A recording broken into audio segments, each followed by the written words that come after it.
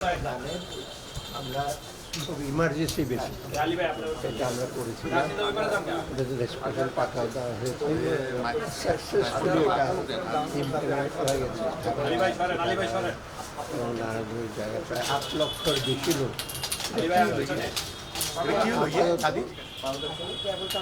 ডিসেম্বরে আমরা এটা শুরু করলাম। বাজারে মোটামুটি এসছে, এটা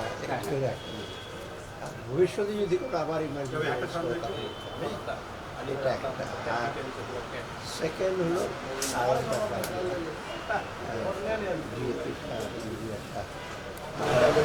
বাফার স্টক না কমে যায়, কারণ সারের মজুদ যদি সরকারে না থাকে তখন যারা প্রাইভেট হিসেবে আছে তারা দাম বাড়িয়ে দেয় সুযোগ, ওইটা আমরা আজকে অ্যাপ্রুভ করেছি। আর পল্লী বিদ্যুতায়ন বোর্ডের কতগুলো ফ্যাসিলিটিস হিসেবে করবে সেটার জন্য আমরা না 8 লক্ষ হলো, ওটাতে স্পেশাল একটা করা হয়েছে, এটার জন্য কোনো আলাদা কোনো বিষয় ফাইন্যান্স মিনিস্ট্রি থেকে আমরা আলাদা বাজেট দিয়ে কৃষি মন্ত্রণালয় থেকে আপনারা জানেন ভেজিটেবল থেকে শুরু করে সব কিছু কিনে ওরা এটা ম্যানেজ করেছে। ট্রাক আপনার ভাড়া করে আমরা এটা করছি। আপাতত এটা এখন স্থগিত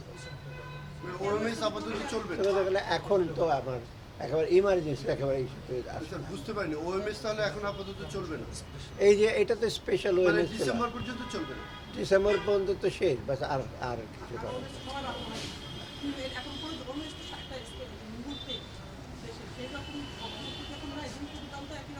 না। ওইটাই এই ওএমএস এই ধরনের ওএমএস দিয়ে করা যাবে না।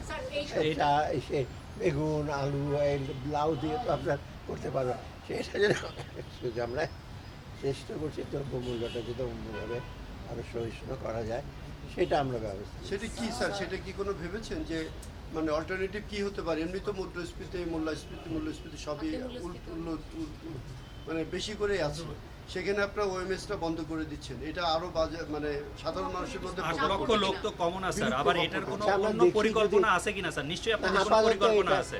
আপাতত এইটার আমাদের পরিকল্পনা এখন নেই, যে আমরা দেখি যদি অব্যাহতভাবে চলে তখন হয়তো আমরা আবার শুরু করতে পারবো যে দেখে নেওয়া। আর ইমিডিয়েটলি সাপ্লাই চেনটা আমাদের এখনও কিন্তু ব্রোকেন আছে, চাল মোকামে থাকে, মোকাম থেকে সেরা আনে না, ওগুলো তো ঠিক সাপ্লাইয়ের স্বল্পতা না, সাপ্লাই স্বল্পতা এটা হলো আপনার সাপ্লাই চেইনটা, মানে যারা ম্যানিপুলেট করছে রিটেলাররা হোলসেলাররা, তো সেইটা একটু কিছু ইস্যু হচ্ছে। চালের দামটা তাও কিছুটা কমেছে কয়েকদিন আগে, কিছুটা অন্যগুলো মোটামুটি সহনীয় আছে। স্যার কোন ব্যাকগ্রাউন্ডে ওএমএসটা বন্ধ করছেন? মানে আপনাদের কি খরচ বেশি হচ্ছে বলে, না কত টাকা খরচ হতো, মানে কেন বন্ধ করলেন? জাস্ট ওইটা এখন ওই প্রেক্ষিতে ওইটা দিয়ে দ্রব্যমূল্যের যে সেটা আছে সেটাকে আপনার ইসে করা যাবে না, মানে শুধু এই প্রেক্ষাপটে বন্ধ করা হচ্ছে। স্যার আপনি বলছেন যে এটা বিশেষ ওএমএস, তো এটার মাধ্যমে কি কি দিতেন স্যার?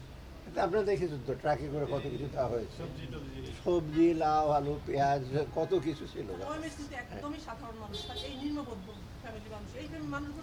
এইটা আবার একটা ইস্যু আছে, একেবারে যে সাধারণ মানুষ এত সাবসিডাইজ রেটে দেওয়া হয়, আপনি দেখবেন অপেক্ষা তো ভালো লোক লাগবে তারা।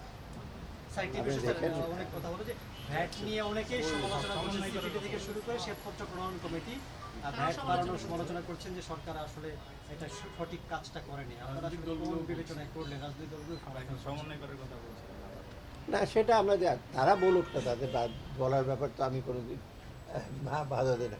তারা বলবে এখন কি প্রেক্ষিতে করেছি, কি রেশনাল, সেটা কিছুদিন পর আপনি জানতে পারবেন। আর বাজেটের সময় আমি বলেছি যে এখন ভ্যাটের ব্যাপারটা দেখেছি, কিন্তু বাজেটে যে মেইন যেগুলো থাকবে ট্যাক্সগুলো সেখানে আমরা ওটাকে আরও ভালোভাবে সমন্বয় করবো, সেটা হলো মেইন ইনস্ট্রুমেন্ট আমার ভ্যাটের। আর ভ্যাটে যেগুলি বাড়িয়েছি কি একেবারে দ্রব্যমূল্যের হিসাবে ওষুধের কম, আপনার এসে এবং আইএসপি 0 করে দিয়েছি, মোবাইল টেলিফোন বেশিরভাগ যদি ইস্যু করে। আর ফলের রস, তারপরে কি হ্যাঁ না দুধের দাম তো কমেছে, এখন বেড়ে গেলে তো সেটা তো আমার ভ্যাট তো বাড়ানো হয়। সিদ্ধান্ত ছিল স্যার এই অর্থবছরে, চলতি অর্থবছরে, যেটা জনপ্রশাসন সচিব আমাদের জানিয়েছিলেন, সেটা কবে থেকে কার্যকর? ওই সম্বন্ধে আমি এখন কিছু বলবো না।